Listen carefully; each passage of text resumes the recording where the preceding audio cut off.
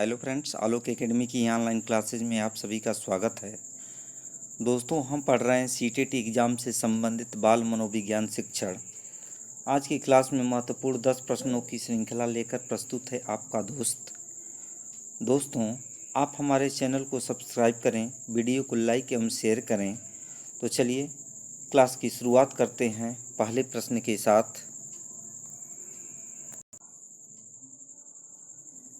पहला प्रश्न है, मानव व्यक्तित्व परिणाम है। ऑप्शन है पालन पोषण एवं शिक्षा का, आनुवंशिकता और वातावरण की अंतःक्रिया का, केवल वातावरण का, केवल आनुवंशिकता का। दोस्तों ध्यान देंगे, कह रहा है कि मानव व्यक्तित्व परिणाम है। तो मानव व्यक्तित्व जो होता है परिणाम, मानव का व्यक्तित्व आनुवंशिकता एवं वातावरण की अंतःक्रिया का परिणाम होता है। ऑप्शन बी सही है। यह प्रश्न यूपी टेट में लगभग में 5 बार आ चुका है। मानव का व्यक्तित्व किसका परिणाम होता है? तो आनुवंशिकता और वातावरण दोनों की अंतःक्रिया का परिणाम होता है। दोस्तों ध्यान देंगे, आनुवंशिकता से ज़्यादा प्रभाव वातावरण का होता है, ये भी याद रखेंगे आप। तो चलते हैं अगले प्रश्न की ओर। निम्नलिखित में से कौन सा सूक्ष्म गति कौशल का उदाहरण है? फुदकना, दौड़ना, लिखना, चढ़ना। प्रश्न एक बार नहीं 2 बार पढ़िए और ध्यान दीजिए, कह रहा है कि निम्नलिखित में से कौन सा सूक्ष्म, या इस चीज़ को ध्यान दीजिए, सूक्ष्म गति कौशल का उदाहरण है। गति कौशल तो सूक्ष्म यानी छोटा रूप है। देखेंगे फुदकना में गति कौशल ज़्यादा हो रहा है। चिड़िया फुदकती है तो अपना शारीरिक सब कुछ कर डालती है। दौड़ना, जब हम दौड़ते हैं तो दौड़ने में भी हमारी मांसपेशियाँ पूरी तरह से सक्रिय हो जाती है। लिखना और चढ़ना में भी पूरी मांसपेशियाँ सक्रिय हो जाती है। लेकिन लिखने में यानी सूक्ष्म गति कौशल है। क्या है? सूक्ष्म गति कौशल है, अर्थात ऑप्शन सी सही है। कौन सा ऑप्शन सही है? सी ऑप्शन सही है। निम्नलिखित में से कौन सा सूक्ष्म गति कौशल है? तो लिखना। चलते हैं अगले प्रश्न की ओर। अगला प्रश्न है, कक्षा में विद्यार्थियों के वैयक्तिक विभेद। ऑप्शन है लाभकारी नहीं है, क्योंकि अध्यापकों को वैविध्यपूर्ण कक्षा को नियंत्रित करने की आवश्यकता है। दोस्तों ध्यान देंगे, कक्षा में विद्यार्थियों के वैयक्तिक विभेद कह रहा है, यानी व्यक्तिगत विभिन्नता। अब इसमें लाभकारी नहीं है, आपको मैंने पिछली वीडियो में बताया था, उसको थोड़ा याद कीजिए, ध्यान दीजिए। ऑप्शन बी है हानिकारक है, क्योंकि इनसे विद्यार्थियों में परस्पर द्वंद्व उत्पन्न होते हैं। सी अनुपयुक्त है, क्योंकि ये सर्वाधिक मंद विद्यार्थियों के स्तर तक पाठ्यचर्या के हस्तांतरण की गति को कम करते हैं। डी लाभकारी है, क्योंकि ये विद्यार्थियों की संज्ञानात्मक संरचना को खोजने में अध्यापकों को प्रवृत्त करते हैं। दोस्तों व्यक्तिगत विभिन्नता है तो कक्षा में जो विविधता होती है, वह लाभकारी होती है, न कि हानिकारक। अर्थात ये ऑप्शन डी सही है।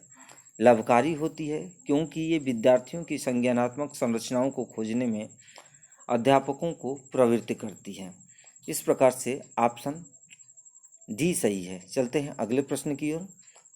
चौथा प्रश्न है, विद्यालय आधारित आकलन प्रारंभ किया गया था ताकि, ऑप्शन है सब, राष्ट्र में विद्यालय शिक्षा संगठनों बोर्ड्स की शक्ति का विकेंद्रीकरण किया जा सके, सभी विद्यार्थियों के संपूर्ण विकास को सुनिश्चित निश्चित किया जा सके, विद्यार्थियों के उन्नति की बेहतर व्याख्या के लिए उनके सभी गतिविधियों के नियमित अभिलेखन हेतु अध्यापकों को अभिप्रेरित किया जा सके, विद्यालय अपने क्षेत्रों में विद्यमान अन्य विभिन्न विद्यालयों की तुलना में प्रतियोगिता द्वारा अपनी विशिष्टता का प्रदर्शन करने हेतु अभिप्रेरित हो सके। दोस्तों कह रहा है कि विद्यालय आधारित आकलन प्रारंभ किया गया था ताकि,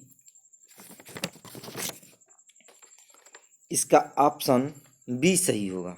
इसका ऑप्शन बी सही है, सभी विद्यार्थियों के संपूर्ण विकास को सुनिश्चित किया जा सके, निश्चित किया जा सके। देखेंगे विद्यालय आधारित आकलन, सभी विद्यार्थियों के संपूर्ण विकास को निश्चित किया जा सके, इसलिए प्रारंभ किया गया था। चलते हैं अगले प्रश्न की ओर। 5वां प्रश्न है, एक शिक्षिका पाठ को पूर्व पाठित पाठ से जोड़ते हुए बच्चों को सारांश लिखना सिखा रही है, वह क्या कर रही है? दोस्तों ध्यान देंगे, सारांश लिखना सिखा रही है। अब ऑप्शन देख लेंगे। वह बच्चों को पाठ समझाने की स्वशैली विकसित करने में सहायता कर रही है। स्वशैली, इस चीज़ को भी ध्यान रखेंगे। बी, वह बच्चों को संपूर्ण पाठ्य वस्तु को पूर्ण रूप से न पढ़ने की आवश्यकता का संकेत दे रही है। सी, वह आकलन के दृष्टिकोण से पाठ्य वस्तु के महत्व को पुनर्बलित कर रही है। डी, वह विद्यार्थियों को सामर्थ्यानुकूल स्मरण करने को प्रेरित कर रही है। दोस्तों इसका ऑप्शन ए सही होगा। इसका ऑप्शन ए सही होगा। क्यों, देखते हैं। देखेंगे शिक्षिका क्या कर रही है, वह बच्चों के अंदर यानी बच्चों को पाठ समझने की स्वशैली विकसित करने में सहायता कर रही है। अर्थात यही ऑप्शन आपका क्या हो जाएगा, सही हो जाएगा। तो इस प्रकार से ऑप्शन ए सही है, स्वशैली विकसित करने में सहायता कर रही है। चलते हैं अगले प्रश्न की ओर। सभी के लिए विद्यालयों में सभी की शिक्षा निम्नलिखित में से किसके लिए प्रचार वाक्य हो सकता है? सभी के लिए विद्यालयों में सभी की शिक्षा निम्नलिखित में से किसके लिए प्रचार वाक्य हो सकता है? संशक्तिशील शिक्षा, समावेशी शिक्षा, सहयोगात्मक शिक्षा, पृथक शिक्षा। दोस्तों आप सब पढ़ चुके हैं समावेशी शिक्षा। समावेशी शिक्षा सबके लिए सामान्य शिक्षा, यानी इस प्रश्न का ऑप्शन बी सही उत्तर होगा, समावेशी शिक्षा। चलते हैं अगले प्रश्न की ओर।